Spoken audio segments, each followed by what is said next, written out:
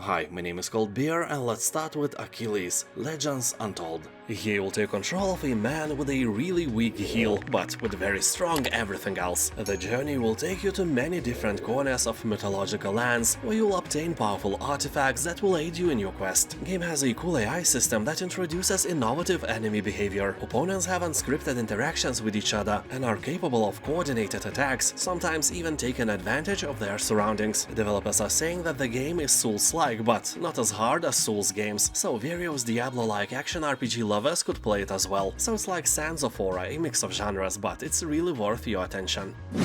Blasphemous 2. Awakened in a strange new land and displaced from your final resting place, you thrust back into the endless cycle of life, death and resurrection. There is no other option than to explore this perilous new world and uncover its long-forgotten secrets. There is nothing game-changing or very innovative in the second part of the Blasphemous, but you know the rule: if it's not broken, don't fix it. Your journey starts anew in a series of enchantingly grotesque landscapes, oozing gothic charm and littered with unforgiving traps. How you tackle the labyrinthian world remains at your discretion. There is no wrong turn to be made, only scores to settle. Taking down your enemies won't be easy, but the game is offering more chances to customize and improve your skill set, along with several new unique weapons to wield, so victory might just be within your grasp, but probably not. Slime Rancher 2.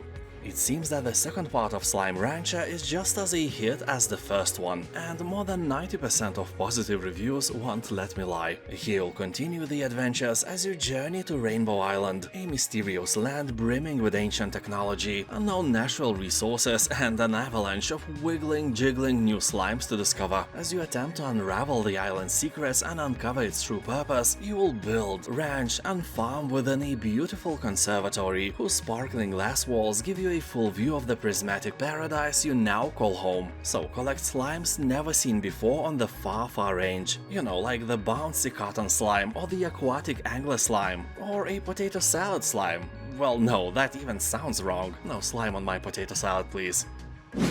Far Lone Sails.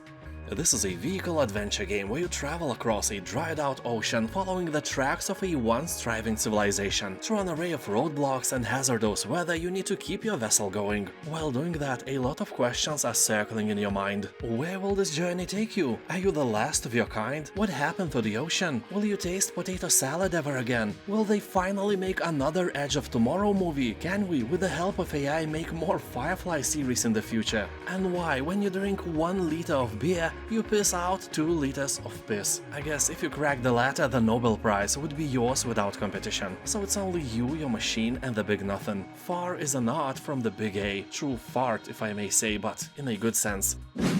GTFO. This is a 4-player cooperative game. Good news for you, since you are obviously short of friends, the vacuum of your life can be filled with bots here. Playing with them can be irritating at first, but when you learn their mechanics, it's actually quite fun. Said every lonely person ever. Oh, shut up. Of course, game developers still recommend playing with real people, since the game requires a level of communication and tactical combat, and a good strategy is necessary to win the game. Many of the creatures of GTFO are suspended in state of hibernation, so light, noise and vibrations can easily wake these sleepers up. Better leave your multi-purpose noisy vibrating flashlight at home, so if one of the creatures knows you are there, they all know. Be cautious when deciding on shooting. This game will truly test your patience, since it is a hardcore shooter and it doesn't have a difficulty setting. Although despite the fact that the graphics and atmosphere are amazing, GTFO can become quite repetitive rather quickly.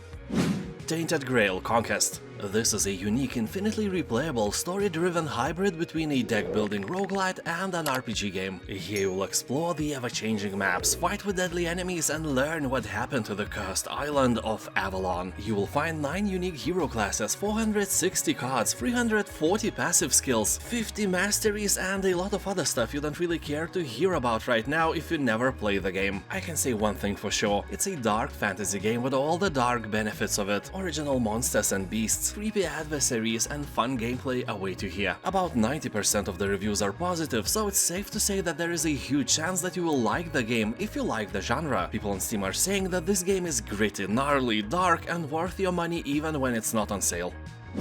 Plague Tale Requiem.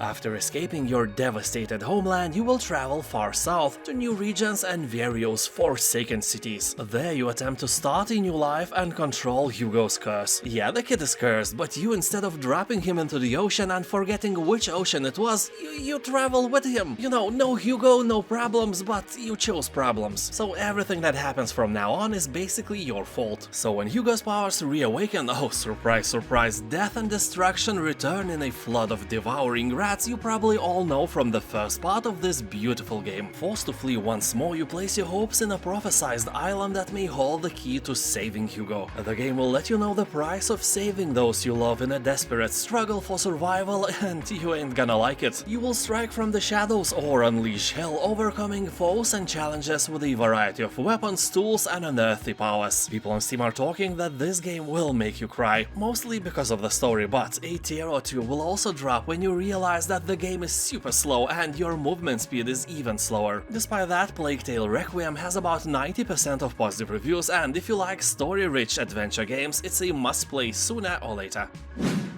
8-bit Invaders. Remember all the Lovecraftian movies where bodies are merging with each other? You know, like The Thing, The Fly, or Annihilation with Natalie Portman. So if StarCraft and Minecraft were protagonists in such a Lovecraftian movie, 8-bit Invaders would be their merging result. See, you can always think of something better than just a cliché about If StarCraft and Minecraft had a baby. So this is a fast-paced RTS, a very colorful strategy arcade game that it's easy to learn for players of all skill levels. Collect resources, build up and defend your base, amass your army of tanks and starships, and ultimately crush humans with your metal tentacles, or show aliens who's the boss here. You'll find 24 campaign missions, 10 co-op missions to play with your mother-in-law, destructible environments, and you know who the composer is? Frank Klepacki, the same dude who created music for Command & Conquer 27 years ago, when he was 17. Yeah, I will keep repeating this fact. And if you feel that this 8-bit setting is appealing to you, keep in mind that you can also find 2 more games, 8-bit armies that are made with the fans of Command & Conquer in mind, and 8-bit hordes that can be appealing to Warcraft fans. Chants of Sennaar.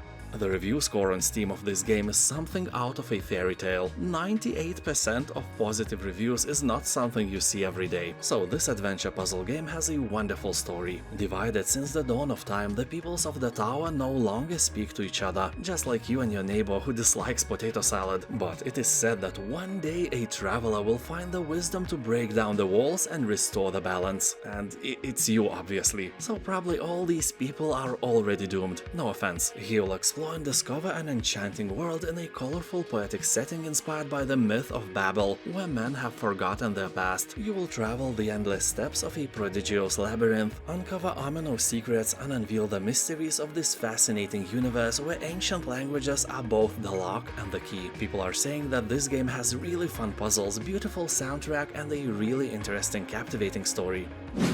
Tunguska, The Visitation.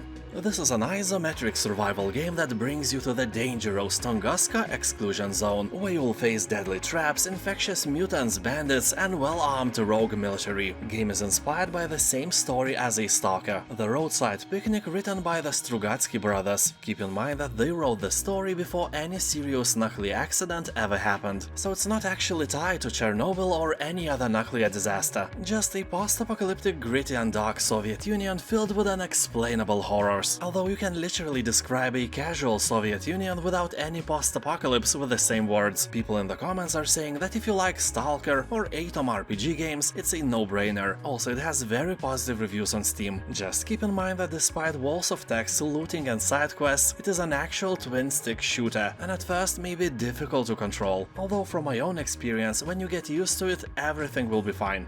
And now, thank you for watching, and don't forget that in my channel you can find hundreds of videos like that with new ones released almost every day. Have a nice day and I'll see you next time. Bye.